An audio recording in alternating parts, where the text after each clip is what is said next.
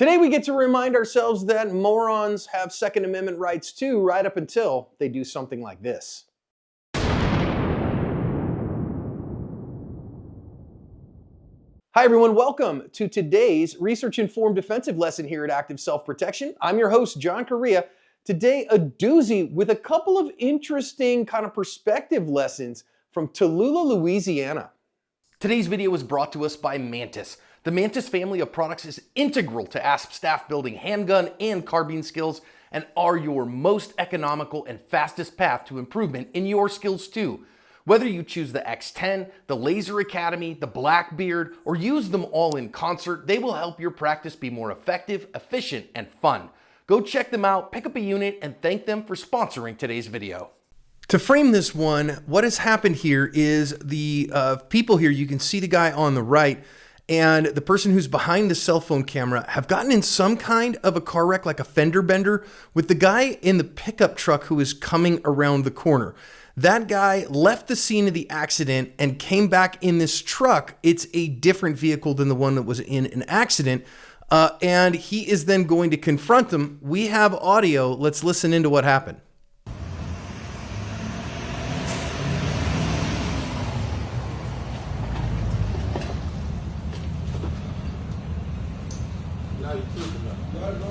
All right, this is private property. Don't enter the yard. I got a broke fucking foot.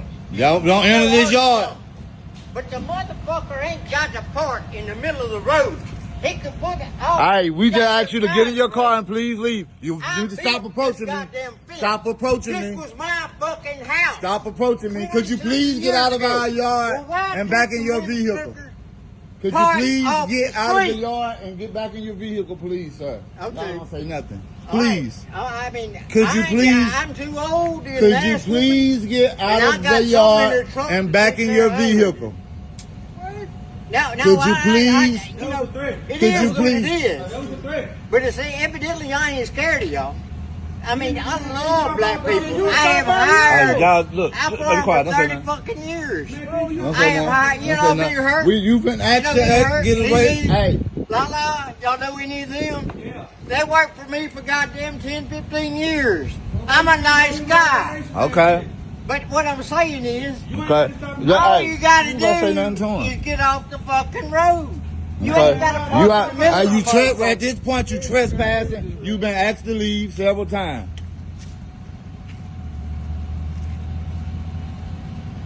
Y'all.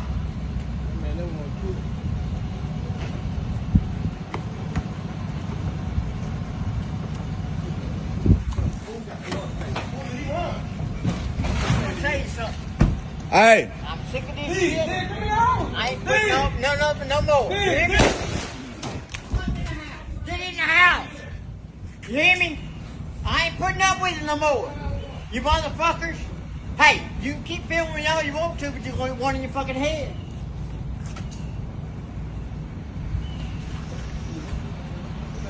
I'm not. He's gonna go to jail. He's gonna go to jail. He's gonna go to jail. He's gonna go to jail. And I started to shoot his ass. But I ain't got, hey, yeah, he going to jail. So our AR pattern rifle wielding loony was arrested later that day. The cell phone video was very convincing to the local constabulary. They went and found this guy at his house, arrested him. He faces 8 charges of aggravated assault. My guess is 1 for every person inside the house that his round went to, and as well as 8 other counts, including a whole bunch of other stuff, a hate crime enhancement on this, misconduct involving firearms. He's in a heap of trouble over this one. Would you have shot that guy? I gotta say, man, our guy who was filming had a firearm in his hand and just decided, nope, I'm not gonna use it. That was dangerous in my opinion. Boy, how many times do we say, be a good, sane, sober, moral, prudent person? This is why we pay car insurance premiums, that even if you have a fender bender, even if it's somebody else's fault, keep cool, keep your head about you. Emotional fitness, incredibly important, and let your insurance company deal with it. That's why you pay them. That's why you have that coverage. And you might say, well, I don't have good coverage on my car.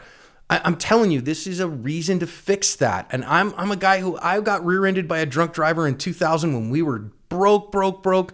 and I had, less coverage than I wanted to, but still, don't get in these kinds of incidents, because if you think, not having enough car insurance is expensive, imagine paying all the attorney's fees and then doing the decades in prison that this guy very well may do. That is going to be very expensive. Keep your cool, pay your insurance premiums. Now, these guys who are sitting out here filming, I gotta say, I'm gonna recommend, you see this guy, coming after you, whatever, go in the house and call 911. Go in the house and call, and we need some cops here. This guy's showing up and he wants to argue, and I don't want things to get out of hand. That would be my recommendation, just to avoid the conflict as possible, if possible. Remember, a lifestyle of de-escalation, escape, and evasion is the way of active self-protection. It is the way of a self-defender. That said, I think the homeowner here is absolutely in the right. I think the homeowner here is 100% the good person here, who's just like, sir, please get off my property. Sir, you're trespassing, please leave. And I think he handled himself well. I'm glad he recorded. I don't think it was necessarily the smartest thing. And I think our guy is like, he's saying some stuff that is just pants on head stupid. And again, when you are trespassed off someone's property, get off their property. You have to get off their property. And I think that just having that kind of on loop, nope, please leave my property, sir. You're not welcome here. You're trespassing. Please leave my property, is the right way to go here. And I would have just gone in the house, closed and locked the door, called the cops, and then asked them, hey, I got a trespasser on my front lawn. He won't leave. He's got a problem. I need help here because I'm worried about it escalating into a bigger circumstance, and then seeing what happens. Again, though, the guy behind the camera, when you listen to him, he was the sane person here. He was the one, he wasn't escalating. He wasn't calling him names. He wasn't going back after him. He wasn't making excuses. He was just, sir, please leave my property. Sir, please leave my property. You're trespassing. And I think that's totally fine. The other guy is just agitated, and I think, you could use some de-escalation skills here if you're really apt to, and okay, sir, I understand that you're frustrated. I understand that you're upset about that. I'm willing to talk about that. Let me get some police here to write the report up about the wreck, and then we can talk about it after they get here. Okay. And go from there. Now, of course, going back to his truck and then coming out with a rifle. As soon as he came out with this rifle right here, as the guy that we know, you could see on the camera that our guy behind the camera here has a firearm on him. I'd have shot this guy right here. I would absolutely, this guy's come back out with a rifle. This is absolutely a threat of death or great bodily injury. And I would strongly say he's justified here, our homeowner is, to shoot this man and to stop that deadly threat that is going to get worse the longer he waits. You're going to see that guy have to fiddle fart around with his AR.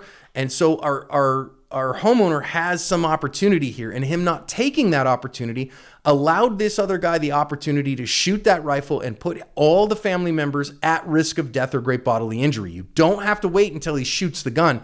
When he puts you in immediate fear of death or great bodily injury, in other words, it's happening now, not it already happened now, then that is justification to use deadly force to stop that threat. And I think that would have been the wiser thing here, the smarter play to stop that threat. And you think about, why do I carry a firearm?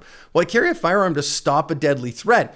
And it certainly did not, intimidate our AR pattern guy for this guy to have his little crappy LC9 on him. Okay. So he is not, intimidated by his gun. But now he's going to show up. Look at how much time he takes. Again, even a really slow draw here, you got a gun in your pocket, would have worked just fine. But now this guy wants you to know that he believes that he's willing to use his gun, that it's real, that it's loaded, and he rips one off into the wild blue yonder, or into the second floor of the house, most likely. And this is egregiously wrong. Now, if this man, again, as a citizen of the United States, he has the right to keep and bear arms, and I'm all for that. I'm 100% for the right to keep and bear arms. I'm 100% for the right to own AR-15s. I own several of them myself. I think that you should be able to order them delivered Amazon Prime same-day delivery if you're not a prohibited possessor.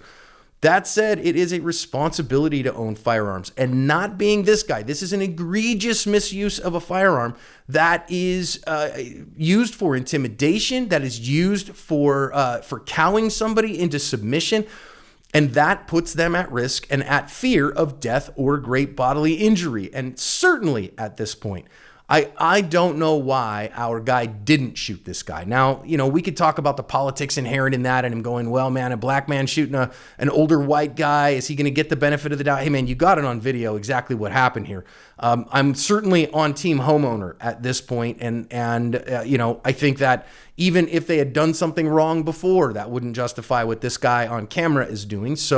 So listen, I think he should have, quite frankly. Now, did he absolutely must? Well, I mean, he left an incredible risk for his family by not doing so. And it worked out for him, but it was a very low percentage play. So I certainly wouldn't recommend it. Now, let's talk here for just a moment, because it's going to show up on the camera here. And I've had to do a little massaging of this video because it was shot in portrait mode. And I've widened it to landscape for YouTube purposes so you can see it. The original is in portrait, right? But as he ducks back behind the car here, which I think wasn't a bad thing, he's going to get a gun. My guess is out of his pocket, might have gotten it out of his waist. And you can see it right here. I think this is a Ruger LC9. It might be a LCP. They look very, very similar. It looks a little too big to be an LCP to me. So maybe it is, though, because it's so close to the camera, and that's why it looks that way. But remember, LCP stands for Little Crappy Pistol. LC9, Little Crappy 9mm. Very difficult guns to shoot. And while I understand, we say the first rule of winning a gunfight is have a gun. And an LCP in your pocket beats the VP9 that you leave home in the safe. That said, why do you carry a gun? You carry a gun because you might need to use it to defend your life. You carry a gun because you might have to shoot someone today.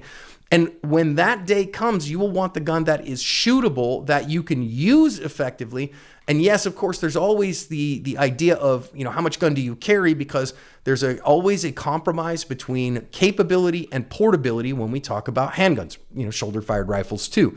And so you got to be able to carry it, and a lot of people won't go through the hardship of finding a good holster and a good belt combo, or use an Enigma, or get it situated so that they've got enough gun on them. And I'd rather them have this than nothing, but I would rather them have a more capable firearm that they can really get good two hands on the gun and get good, accurate, fast hits. So think about that. Am I carrying enough gun for that day? When the balloon goes up, am I carrying enough gun to defend my life on that day? Or is this just a whoopee that makes me feel safe? Now again, he didn't end up using it.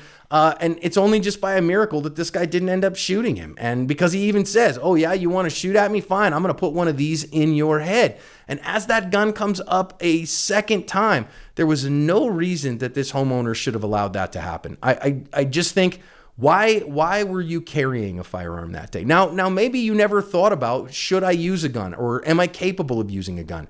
And it worked in this case. And so, success is a heck of a deodorant. And we say that on the channel all the time. And I'm glad that this guy, that nobody died here, all right? I'm glad that he didn't shoot this guy, resulting in his death. But from a risk mitigation perspective, this was incredibly risky. And I just think this is why we have the right to keep and bear arms, because this guy needed to get shot. He was a risk of death or great bodily injury. And it was only because he decided he was done intimidating that he left any of them alive, quite frankly. So you put your safety in the hands of a deranged felon is what you've done by not shooting him. Now, I get it. He's like, hey, this guy's going to jail. I've got the video. You're going to jail. And so I hope you like prison food and penis. And that's, if you get that joke, you're a little older. But it worked out. Okay, fine. And listen, there's nothing worth defending about the guy in the pickup truck here. Just nothing. That guy, I hope they throw the book at him, and I hope he gets to spend the next several decades in prison thinking about how bad his life choices are, okay? From the perspective of the defender, I think he was very lucky. I think that this one came down to his verbal skills were very good. We could maybe up them just a little bit, but I have no problem with him, and I think he was the good, sane, sober, moral, prudent person here. When it was time to go, though, he hesitated. So I want you to think through that and go, look, am I prepared to use it if I have to? Am I prepared to press the trigger, to put my sights on somebody and say they're a threat of death or great bodily injury? And am I carrying enough gun that I'm ready to do it on that day, and I have the capability to do it? And then do I have the skill set to make that plan happen with that attitude? If you do, praise the Lord and pass the ammunition. You know, I'm joking on that. But if you know, praise the Lord for sure, and carry enough ammunition for sure. I'm not being flippant with the use of deadly force though. And listen, be ready on that day and then deal with what comes. Of course, if you do end up having to use a firearm, make sure you win the fight to 911, call 911, get them on the way. Yeah, maybe show them the video. That's great. If you have to use deadly force, man, make sure that you're ready with your attorney. I'd recommend Firearms Legal Protection so that portion of it is covered, that you're not worried about the financial future, even though it's going to be a giant pain if you have to use your firearm on that day. In the end, we get a lot of lessons out of this one. They are not fun lessons, but I think we should learn them to better cover our ass.